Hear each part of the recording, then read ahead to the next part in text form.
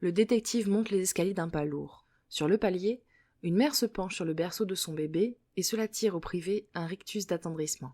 La mère allume soudain un briquet, se penche à nouveau sur le regard horrifié de Vaillant, qui cette fois-ci s'ébroue et tente de l'arrêter. Dans le berceau, un bambin cartoonesque tire goulûment sur un cigare qui enfume le couloir. La femme, qui n'est que sa nounou, soupire. « J'ai tout essayé pour le faire arrêter, mais il ne m'écoute pas. » Le mignon bambin réplique d'une voix digne d'un parrain de la pègre. « Tais-toi, idiote, t'as l'intelligence d'un hocher !» Il annonce ensuite la raison de sa visite, avant d'ordonner à sa nourrice, qu'il surnomme au passage Poupée, d'aller lui acheter le journal. Quand elle tourne les talons, il lui claque vigoureusement le cul, sous l'air dépité du détective.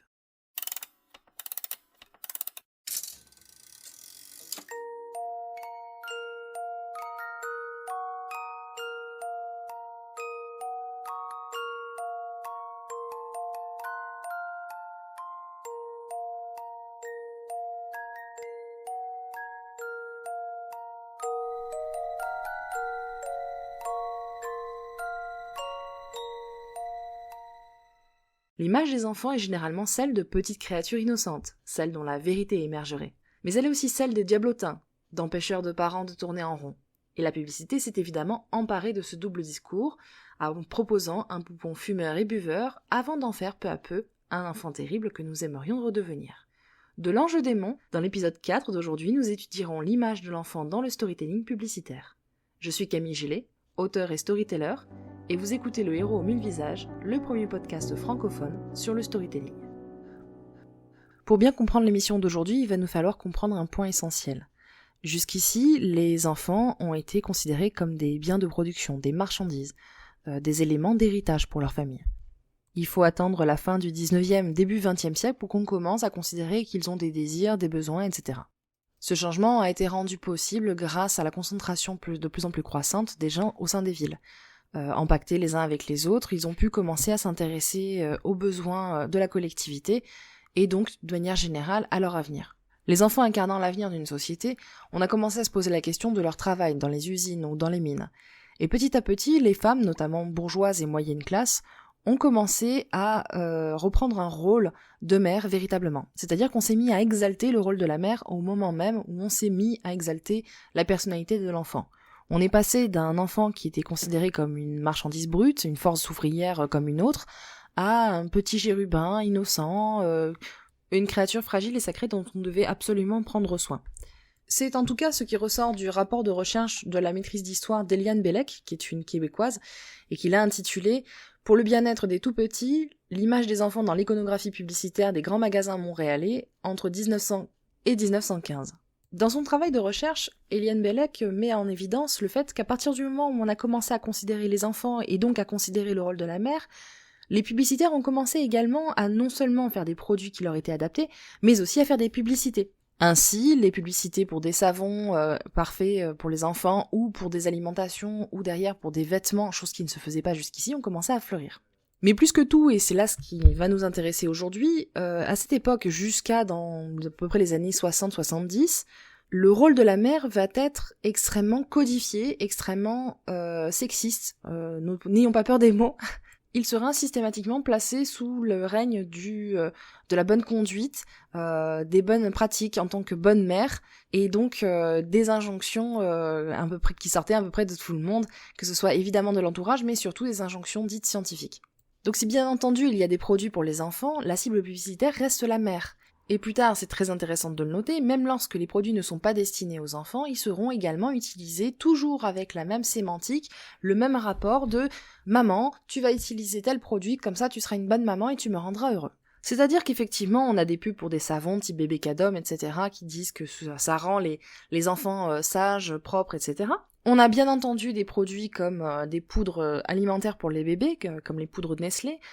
Par exemple, au début du XXe siècle, Nestlé proposait à Montréal une publicité papier qui expliquait que toutes les bonnes mères expérimentées savaient justement utiliser cela et savaient qu'il fallait avoir recours à cela. Donc là encore, l'enfant est un levier émotionnel. Si tu veux être une bonne mère, tu vas utiliser nos produits. Mais plus tard, et vous savez à peu près de quel type de publicité je veux parler, on voit des choses totalement ubuesques. Par exemple, on se met à utiliser les bébés pour faire la promotion d'alcool ou de cigarettes. On va prendre l'exemple d'une pub print qui est très, très connue également, qui représente deux femmes différentes, À gauche, une femme ronde, épanouie, avec des couleurs vives, etc. Elle a une chemise rouge qui tient une bière dans la main, elle sourit, son sein est gonflé, il a l'air d'être gorgé de lait, son enfant est au sein en train de le boire, tout se passe bien. En dessous, il y a marqué « celle-ci en bois ». À droite, il y a une femme qui est plus fatiguée, qui a l'air avachie, qui porte une tunique qui est verte, elle a un fichu sur la tête qui a l'air un petit peu défraîchi. Globalement, elle n'est pas hyper heureuse. Son sein n'est pas aussi gonflé. L'enfant n'est pas au sein. Au contraire, il est en train de faire une grimace de dégoût. Globalement, la mère a l'air d'être plutôt triste et vraiment épuisée. Et en dessous, il y a marqué « Celle-là n'en boit pas ». Le surtitre est très simple, la bière est nourrissante. Et on comprend effectivement que il s'agit d'une propagande pour inciter les personnes de manière générale, les femmes, mais surtout les mères, à consommer de la bière lorsqu'elles allaitent. L'argument de vente est le suivant, la bière permet de favoriser les montées de lait et rendrait le lait de manière générale plus nourrissant.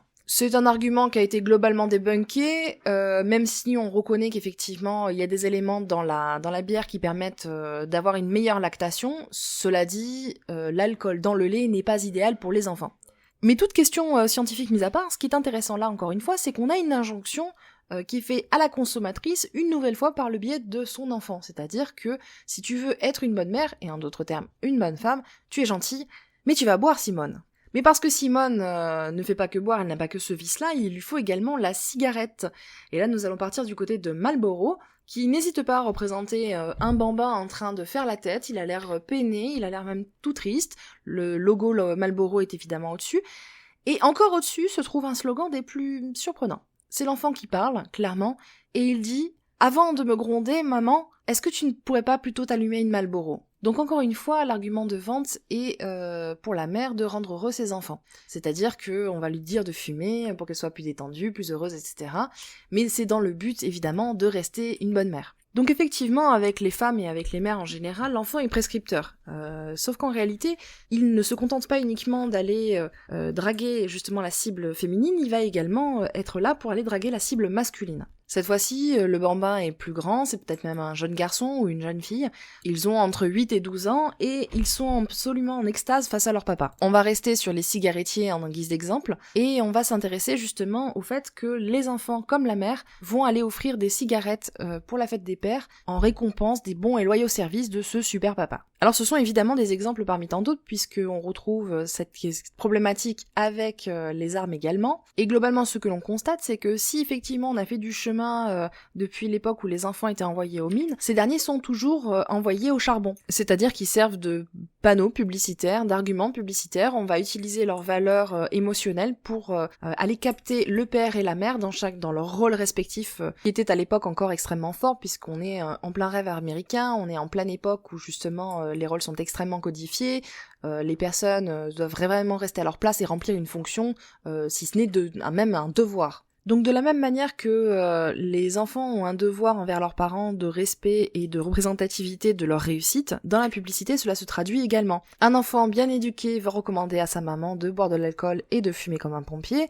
et en même temps, une gentille maman bien éduquée dans son bon rôle va fumer comme un pompier pour faire plaisir à son enfant.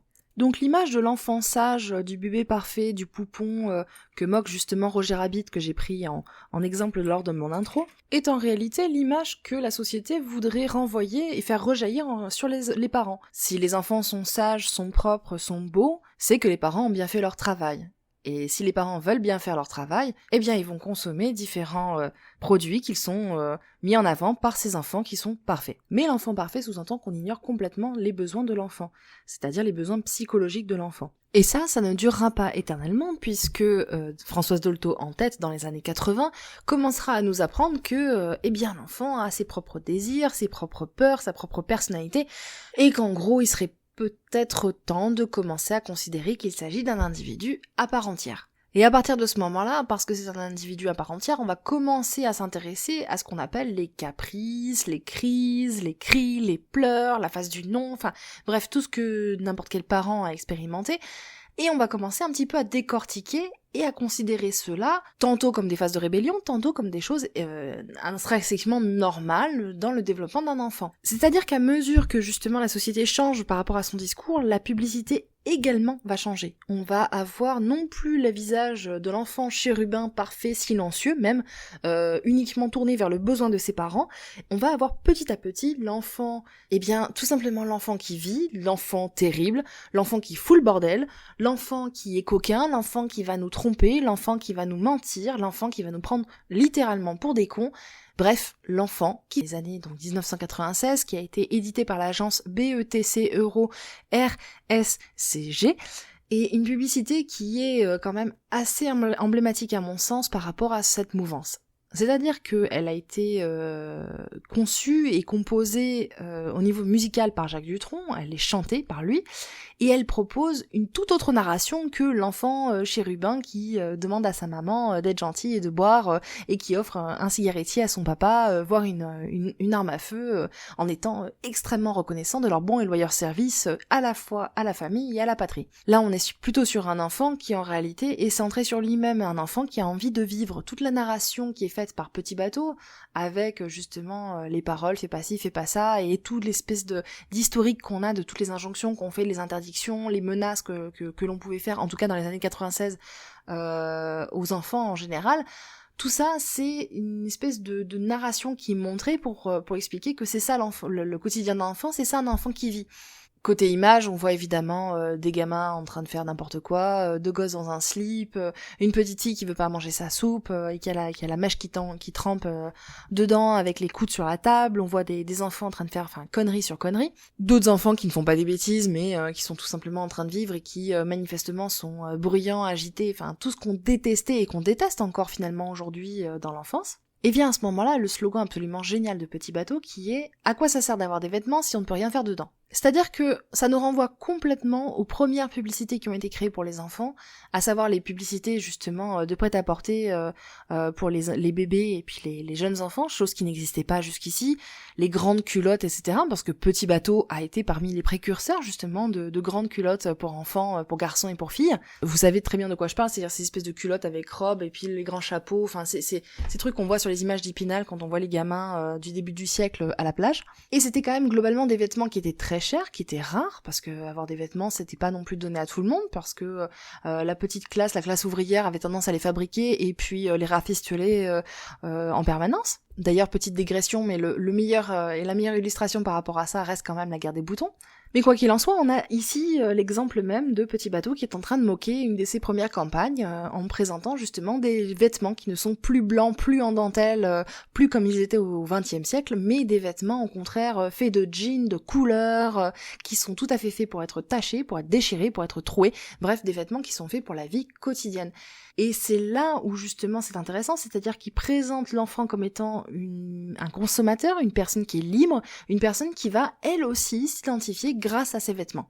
Là où c'est un discours totalement novateur, c'est qu'en réalité ce discours d'identification et de présentation, de revendication de son identité grâce à la mode, c'est un discours qu'on présente soit aux ados, soit aux adultes, mais absolument pas à des gamins de moins de 10 ans. Or, en l'occurrence, justement, Petit Bateau offre cette possibilité-là aux gamins, même si, pour autant, on le sait très bien, ce sont les parents qui vont consommer derrière. Mais rappelons qu'en 1996, on est quand même en pleine époque post-grunge, le chanteur de Nirvana vient de se suicider 3 ans auparavant, on est encore dans cette espèce d'héritage de No Future qui est le mélange du punk et du grunge, et on est dans cette espèce de globale remise en question de l'autorité, on est dans une volonté de disruption en permanence. De fait, si les parents, si la maman a le droit de rejeter son rôle de mère et d'être entre guillemets masculine, comme on nous le présente dans les années 80, et si le père a tout à fait le droit de rejeter son patron, pourquoi les enfants n'auraient pas le droit de rejeter les parents et leurs dictates? La narration justement de Petit Bateau à ce moment-là est extrêmement symbolique de cette époque. Alors de la même manière, toujours dans cette espèce de mouvance de la disruption, dans les années 2000, on a Twix,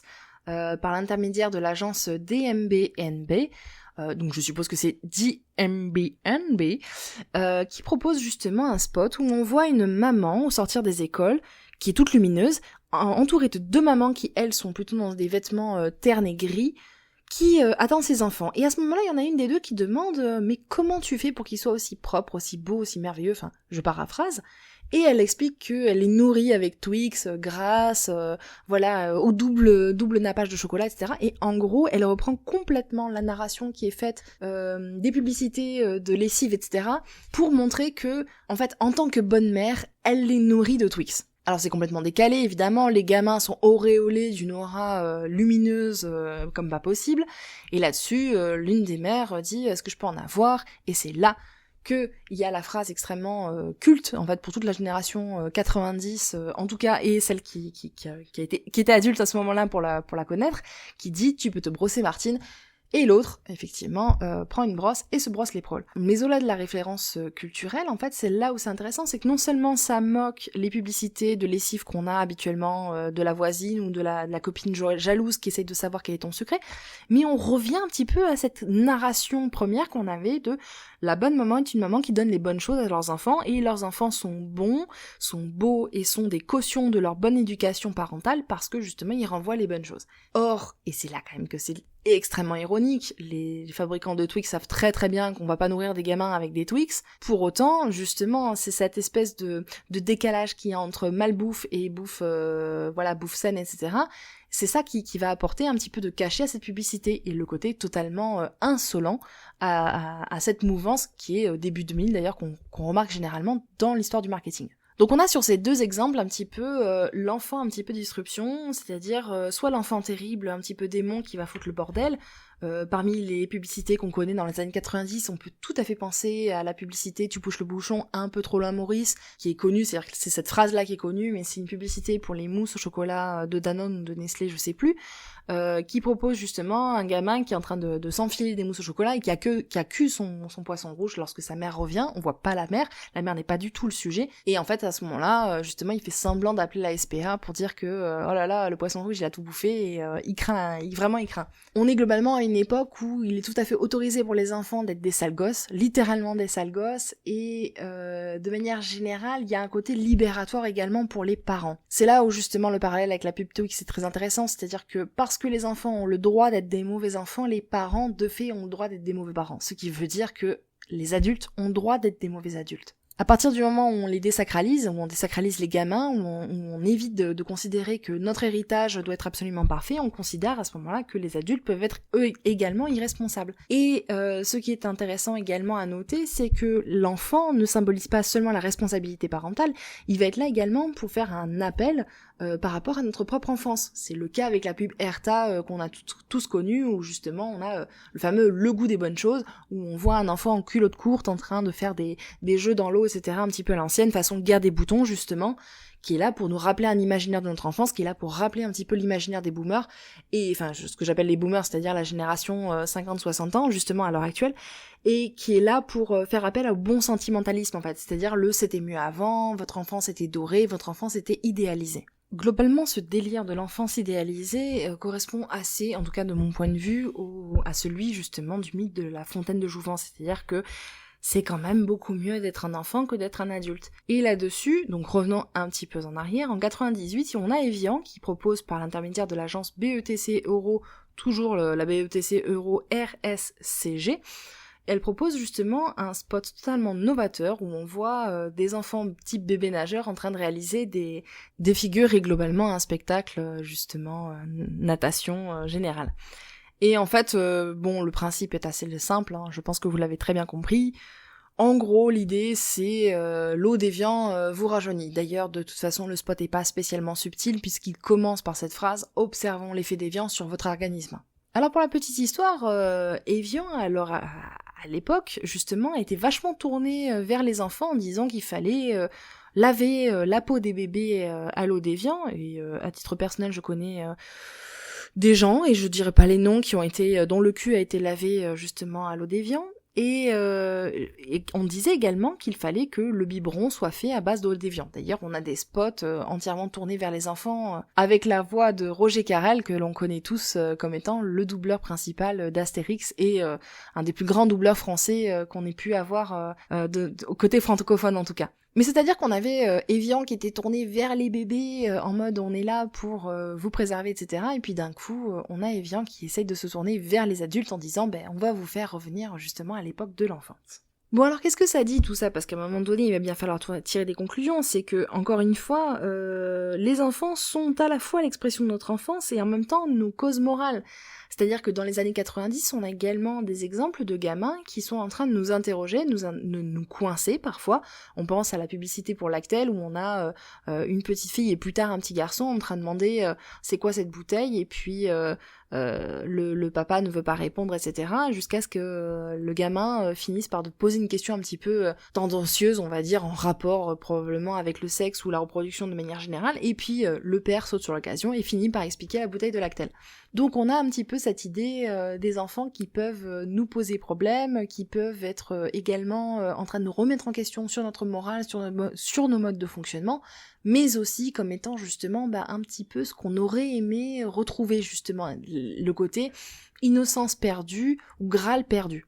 En marketing, de façon générale, l'enfant est efficace, c'est-à-dire, comme on l'a vu tout à l'heure, c'est un enfant qui est prescripteur. Il va être là pour nous pousser à l'achat, soit pour son bien-être, soit parce que justement il va appuyer sur des leviers émotionnels très forts qui vont effectivement nous pousser à l'identification ou en tout cas à la sympathie vis-à-vis de la marque. Mais on a également ces derniers temps une nouvelle narration qui est en train d'être mise en place, qu'utilisent notamment les constructeurs automobiles, qui va être une narration culpabilisatrice, c'est-à-dire que on va avoir des spots qui vont nous montrer des enfants en train de répéter des gestes ou des paroles que nous faisons par exemple au volant, justement, avec cette espèce d'idée que ce qu'ils voient, ils le reproduisent plus tard en fait.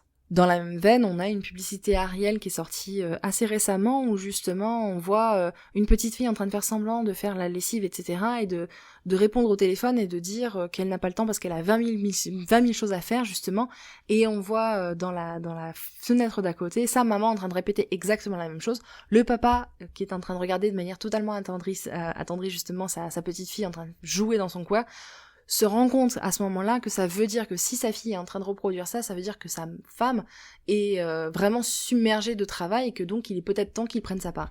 Et justement, la fin de la publicité montre le père en train de faire la lessive finalement lui-même, avec cette espèce de slogan de dire que si la petite fille n'a jamais vu ça au sein de son foyer, elle ne pourra jamais se détacher des clichés en tout cas sexistes.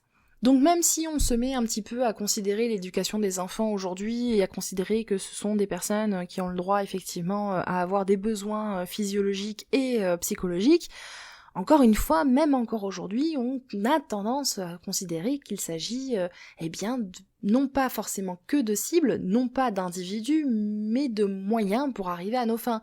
C'est-à-dire qu'encore une fois, quand on va utiliser les spots sur la voiture culpabilisant ou sur Ariel, on est là pour envoyer un message aux parents et pour envoyer le message suivant, c'est que mon entreprise est dans l'air du temps, mon entreprise est digne de confiance, etc.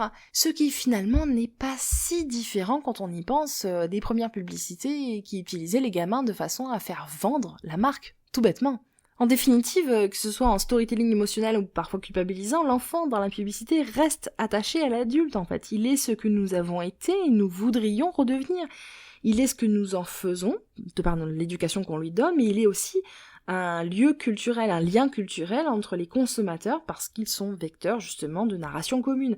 Qui, parmi les parents, n'a jamais marché sur un Lego, c'est drôle, on peut faire une publicité là-dessus. Voilà, c'est-à-dire qu'on est en capacité de capitaliser sur des événements ou des choses qui ont été justement porteurs de culture générale par rapport aux enfants, et c'est ça qui va nous relier entre nous, mais également vis-à-vis de la marque. Mais en gros, l'enfant n'a toujours pas d'existence propre en fait, même s'il est devenu une cible marketing extrêmement sollicitée. Mais ça, très clairement, c'est une autre histoire qu'on racontera certainement au cours d'un autre épisode. Cet épisode du héros aux 1000 visages touche à sa fin et je vous remercie de l'avoir suivi. Je vous invite à me faire vos retours en commentaire et à partager sur les réseaux sociaux pour m'encourager. Je vous dis à très bientôt et d'ici là, bonne aventure.